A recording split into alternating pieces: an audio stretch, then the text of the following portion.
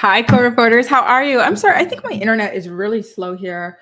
I think I need to upgrade it because this is bugging me at this point. It's always lagging here.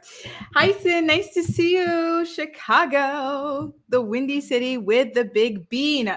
So, you guys, as it says in the title and the thumbnail, we're going to be talking. Oh, I didn't even notice. Look, there I am in the mirror back there. Oh. We're going to be talking about the latest episode of Kail's Coffee Convos podcast. And like I mentioned, so if you guys are just catching this right now on the public replay, I like to go over Kail's podcast with my channel members, just like as a live hangout sort of a situation. Then afterwards, post it publicly. So this is the situation that you're seeing here, in case you're wondering if we're like live right now. We were live with the channel members, and you can be a channel member by hitting the join button, but not anymore. Hi, Monica from LA. Nice to see you. Nice to see you as well. So you guys, let's get into this podcast. But before we get into it, I'm wondering how you guys are doing. Are you having a good day, week? I want to know everything. I wanted to give you guys a little bit of a rundown. So today, normally I like to hang out with you guys for like an hour or so, but now I only have about 30 minutes because I'm hosting some people a little bit later. And I thought I had everything I needed, but I do not have everything I need. So I do need to run to the store to grab a couple more items. And yeah, that's basically it. I do have a little bit of an update video that I want to shoot for you guys. I have 2 videos that I need to shoot for you guys, my channel members. Number 1 is a new apartment tour. Number 2 is just like a little update video on, how it's been getting back here. I think it's been almost a month that I've been back in Paris. Anyway, let's jump into Kail's podcast episode. So as usual, Kail is talking an awful lot about her ex-boyfriend, Chris Lopez. And at this point, it's a little bit odd because, listen, on the one hand, it's not odd because like Kail or not, I think one thing we can all agree on is that her relationship with Chris Lopez traumatized her. The infidelity, the alleged abuse, the kids wanting to be a father, the not wanting to be a father, that sort of stuff. That leaves a huge mark on you. And it can be very difficult to not talk about those sorts of things. So I get it on that perspective. But on the other hand, she's constantly saying as well, I listened to her podcast episode where she did something with Dr. Drew and she claimed that she was over Chris and stuff. It's okay to say you're not over it. It's okay to still say that you're still hurt by it, because I don't think that she's behaving the way that someone who's actually over it would be. I think she is behaving in a way that is consistent with someone who was traumatized by a relationship though. And, that does make me feel incredibly sad for her. I totally get, the shock and the devastation that infidelity can, cause to a victim of it in relationships. Even though Kail has cheated in her past relationships, this is her first time experiencing it from the victim side, the cheated on side. And yeah, it is not easy. So I totally understand her feelings. But she talks an awful lot about him, you guys, on the podcast. I kind of wish that Lindsay would steer her away from it, because when she had Dr. Drew on the Barely Famous podcast, which I did not recap because it wasn't that groundbreaking, to be honest with you, she wanted to get into a story, a really big story about Chris. She claimed that he almost offed her. And Dr. Drew was like, listen, I don't want to get into this he said, she said. The only thing that is real and that matters is the way that you feel about it. So if that's the way that you feel about it, then I trust you on that. And I'm sorry. And here are some things that you can do to recover from the feeling that you're feeling, which I thought was a really good way to divert that. You know what I mean? The conversation from going that way. And I kind of wish that Lindsay would do that a little bit more with Kail. But listen, Dr. Drew is a medical professional. Lindsay is not. So I think this is something that comes a little bit more naturally to him than Lindsay, of course. So Sin is asking, Teen Mom 2 reunion and Young and Pregnant episode. Do they have a reunion? Teen Mom 2 had a reunion. Where was I? What? Young and Pregnant. Yeah, I am behind on the 2 episodes, but I would love to get on those. I'm not sure if I'm doing anything Saturday or Sunday. Hang on. I'm going to take a look at my schedule and see if I'm doing anything Saturday or Sunday. So Saturday, I'm pretty clear.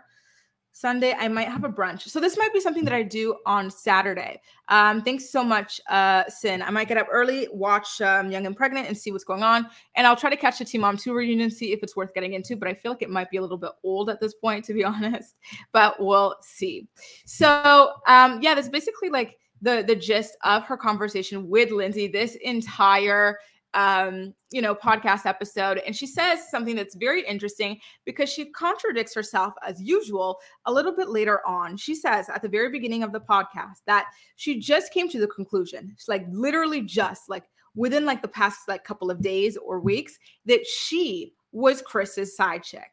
And she says that she realized that when he got his main chick pregnant. And that one thing about her relationship is that Chris is the one that needed to leave her because she never would have left him on her own. Which, it makes sense when it comes to those toxic, like when you're so like all consuming, obsessed, like in love with this one person, you know what I mean? So I totally get where she's coming from on that respect, especially with the breakup to makeup cycle. Something a little bit odd though, is that she kind of seems to complain that no one has doxed Chris's baby mama. She's like, like I had to post Elijah's photo because if not, people would have like creeped around to find out who he is. So I had to get ahead of that. But like, no one does that to the other people. No one does that to my ex's like new girlfriends or whatever. No one does that to Chris's baby mama. No one's doxed her. And I'm like, sis, it kind of sounds like you want this chick to be doxed. This chick sitting at home minding her own business with her newborn baby. Like, say it with your chest. Say it with your chest because it really feels like you're kind of galvanizing some people to do just that. Sin asked, you only recap part 1, or is that Teen Mom? Brianna and Kail. So that is Teen Mom 2. Okay, so maybe I did recap this. I'm going to have to take a look, Sin, because it's been so long since Teen Mom 2 was airing, so I don't even remember. But I don't know. I'll have to take a look. I might have been in the process of moving at that point.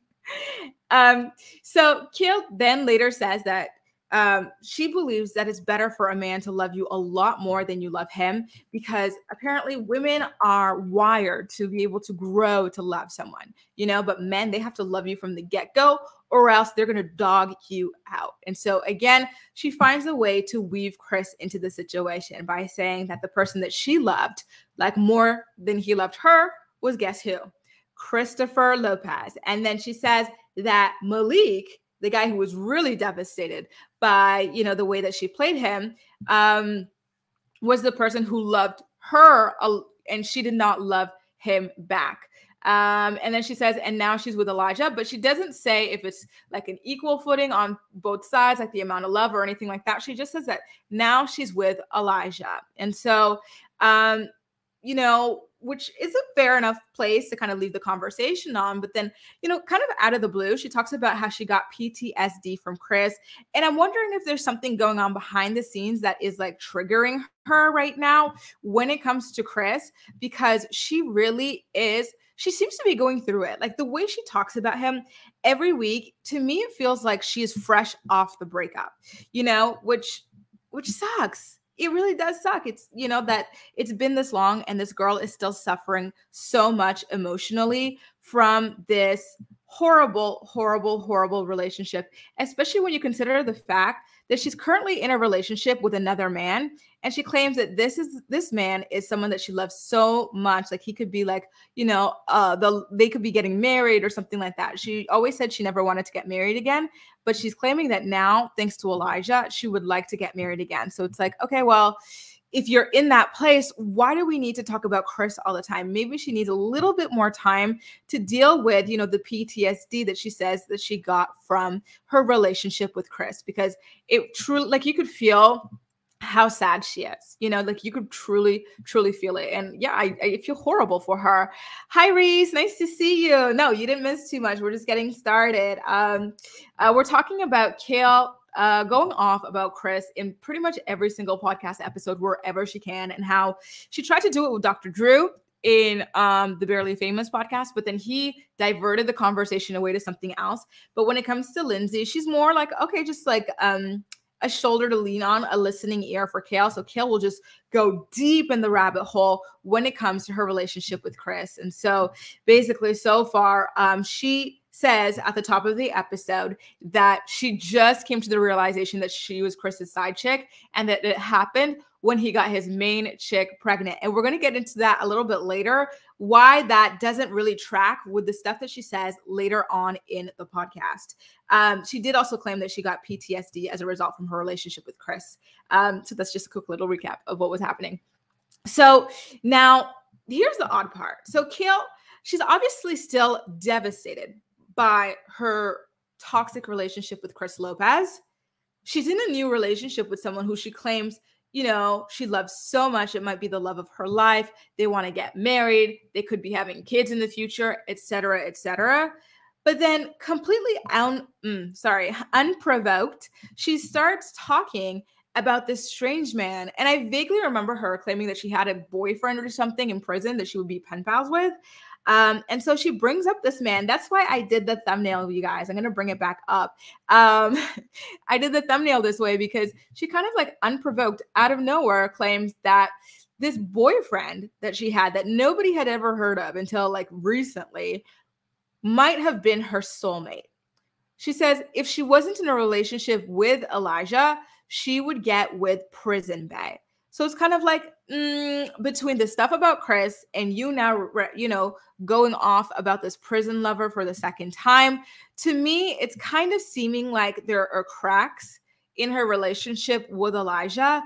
And she's kind of thinking about maybe leaving the relationship, going back to somebody else. I don't know. You guys let me know. Do you get the sensation that she's looking outwards outside of her relationship right now? Like maybe it's just not fulfilling her the way that she thought it did.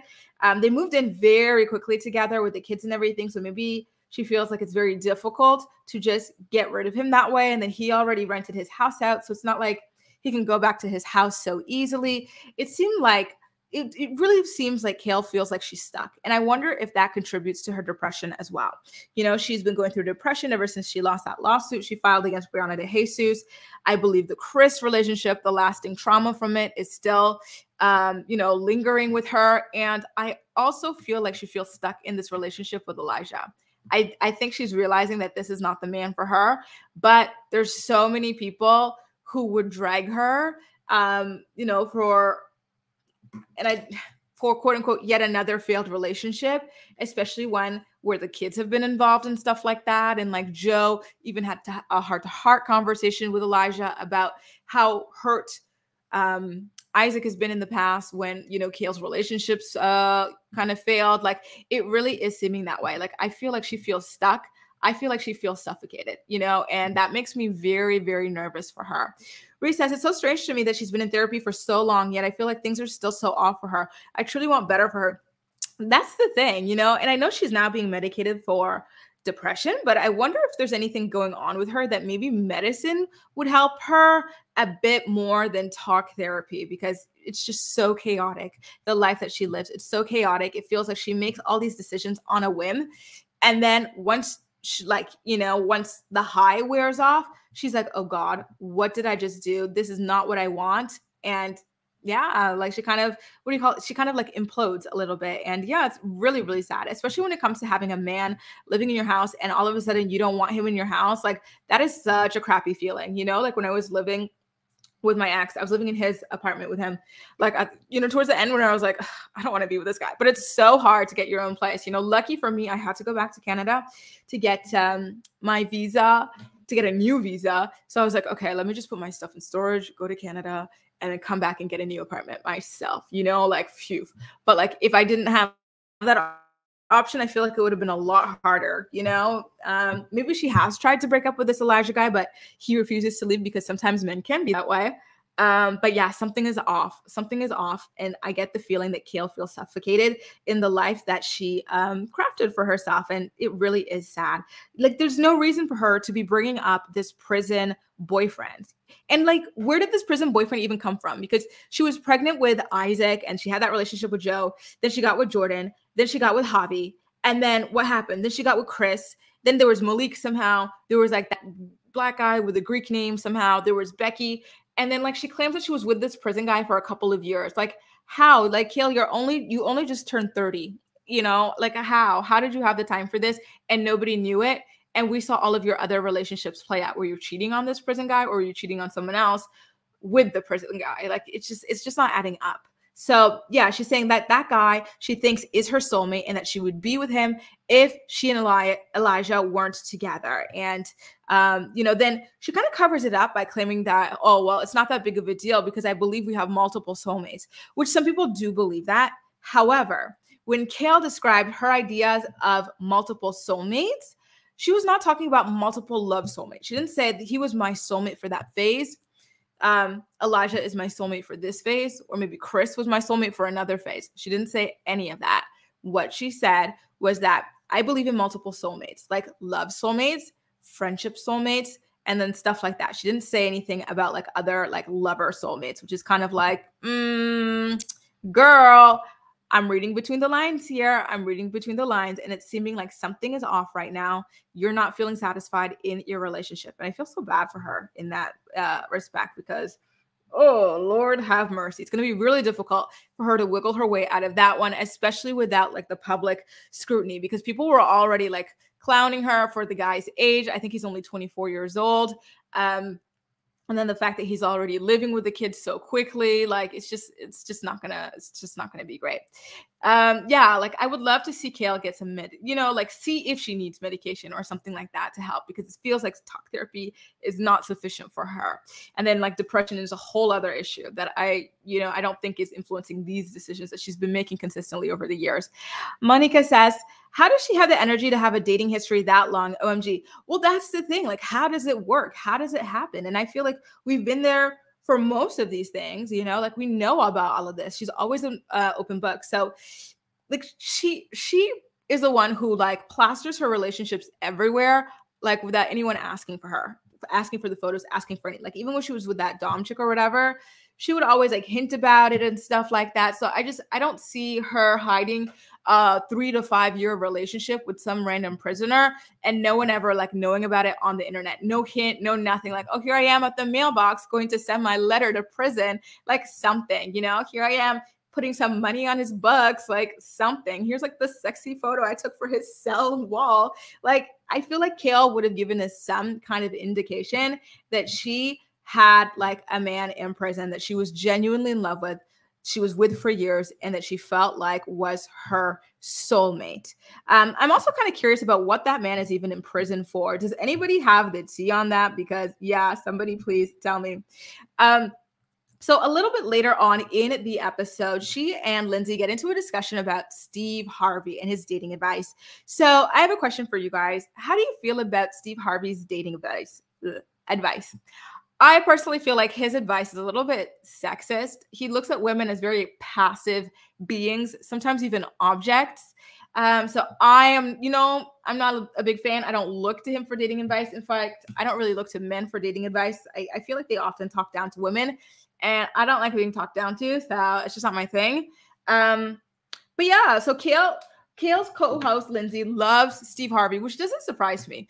But Kail says that she's not a huge fan of him. So Lindsay talks about this quote that Steve Harvey mentioned, which is that a man knows what he wants to do with you after 6 months, if like whether he wants to be serious or not. So Kail says, okay, well, listen, I can agree that that is correct. And it's like, okay, it's true, but like they never talk about this from the woman's side. Like, what about us? Like, we have to make decisions about whether the person is right for our lives too. We're not like just like, I'm looking at my cabinets here. I'm like, we're not just glasses sitting around on a kitchen cabinet waiting for someone to pick us, like we're waiting. Like, we are also looking at the guy to see if he fits in with our life, our idea of our life, our ideal life in the future, like different things like that. Like that's what I really don't like about him. He's very much acting like always acting like women are just there to like, to when men want them to be, does a man want to marry you? Does a man want to do this with you? Does a man this? It's like, what about me? Like, I am making decisions too. I am an autonomous person as well. Can you imagine if she released those horse photos with no shame? I imagine that she would have released those sexy prison cell block photos. I would not be looking yes, exactly. I would not be looking to him at all. Men are just, they just don't. their advice is always just so inherently sexist, let's say. Sin says, looks like his designated doesn't follow his advice, and we wouldn't either. Yeah, are you talking about his daughter? His daughter Lori. See, that's the thing, the whole 90 days thing, you know, like stick to a certain caliber of man, but she was with Future, like this type of stuff. Like it's just so dated. It's so like one size fits all, and that is just not the way that life works. I got you, Sin. I got you. So a little bit after that, we get into why I said at the beginning of the video that I don't believe Kail when she says that she didn't know all these years that she was Chris's side chick. So she says towards the end of the podcast that at some point in her relationship with Chris Lopez, notice how this whole thing has been about Chris Lopez, first of all. So she says that at some point he told her that if he could be in a relationship with all three of those side chicks, the sister wives, the sister girlfriends, he would be happy to do that because each one brings something different to his life. So it's like, okay, so Kail, you knew that he had been with this girl for years before you. He told you that he was with her, and not only her, but another girl as well. You're one of a lineup of three. So how do you act all of a sudden like you didn't know that you were a side chick all these years? Like you just snitched on yourself. Am I crazy, or did she snitch on herself? I feel like she snitched on herself at that point, you know, with him telling her, listen, I've got three women. I'm not choosing between any of you because none of you guys have the self-esteem to walk away from this arrangement. So suck it up. And she decided to suck it up and pretend that he told her that these other girls were in the past and stuff like that. Like, stop it, Kail. You snitched on yourself. Nobody is falling for that lie. So here's another thing that she said that was obviously a lie. She claims that she doesn't need a man, which I do believe is true, especially financially. And she also claims that she prefers to be single. Kail, new boyfriend or girlfriend every couple of months. Lowry prefers to be single. Are we really supposed to believe that? Are we really like, no, you know, and there's nothing wrong with like dipping it and doing it, as Miss Wendy would say, and like dating around and stuff like that. But don't lie about the fact that you do like to date a lot. You know, she's like, oh, I prefer to be single. No, you don't. You like to date a lot, and that's okay. It's okay to admit it. It doesn't mean that you are codependent or anything like that. In my opinion, it just means like you like to date, or that you're trying to find someone, you know, to fit into whatever it is that you want for your life. And I feel like that's fine, especially like at this age. You know what I mean? Like, it's just not true, especially when you're talking about how you had that 4 or 5 year relationship with Joe, then the 2-year relationship with Jordan, backed up by that marriage, and like 6-year total relationship with Javi, who, by the way, you keep banging in between all these other people that are about to be listed. You've got that relationship with Chris for like 5-6 years. You got the prison guy you claim for 3 to 5 years. You've got Becky. You've got Malik. Like, come on, stop it. You like to date, and that's fine, you know? So, let me see. Oh, and then last but not least, here's another thing she says that, again, I don't know if it's true. First of all, I have to ask you guys, did Kail change her last name when she was married to Javi? Because this might be even more bizarre if she did end up changing her last name. I'm under the impression that she stayed with her maiden name, but maybe you guys know a little bit better than I do. But they go into this conversation. So this is where I kind of end their podcasts usually, because they're on a true crime kick. And so they'll often like get into like different stories and stuff. And so there was this story about this guy who would change his identity very often, like his first name, last name, all the time, move around all the time to get away with his crime. And so she asked this question. She goes, hey, let me pull it up. I want to make sure I'm not like, you know, putting words in her mouth. She says, hey, I can't understand how people can change their names. Like, what's the process of that? And I go, Kailyn, sis, do you not remember the fact that you legally changed your first name from Kailyn Lowry to Kail Lowry? You changed your name yourself. And also she would say, okay, sorry. And if you changed your name when you were married to Javi, then you changed your last name as well. So you know exactly how the process goes, like where to go, what you have to do, what documents are necessary, et cetera, et cetera. I don't know.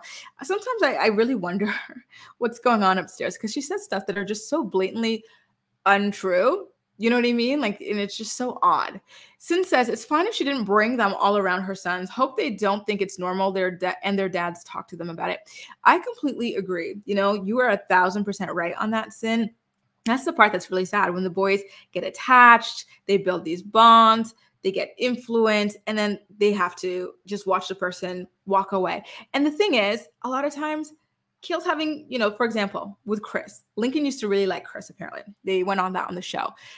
So now all of a sudden, Chris is no longer in your life at all, but he's also kind of around because he and Kail have another kid. Same thing for Isaac with Javi. Like, luckily, Javi, you know, takes him over a lot and stuff like that. But Kail kind of made him believe at first, when the divorce was first happening, that would not be the case, you know? So then you're breaking his heart, telling him that this guy that he was, you know, he grew up with from what, like 2 to 8 or 6, was not just, you know, was not going to be a father figure for him anymore. Like, it sucks for those kids.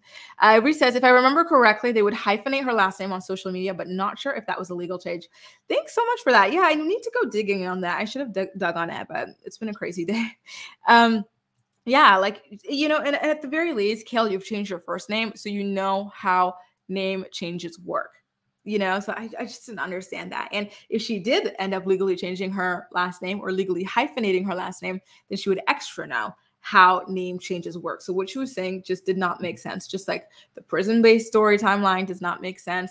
Just like, what was that other thing I clocked? Oh, the fact that she's claiming that she just now, within the past couple of days or weeks, realized that she was a side chick, when she blatantly says that Chris told her that he was dealing with 3 women at the same time and was not going to pick between any of them.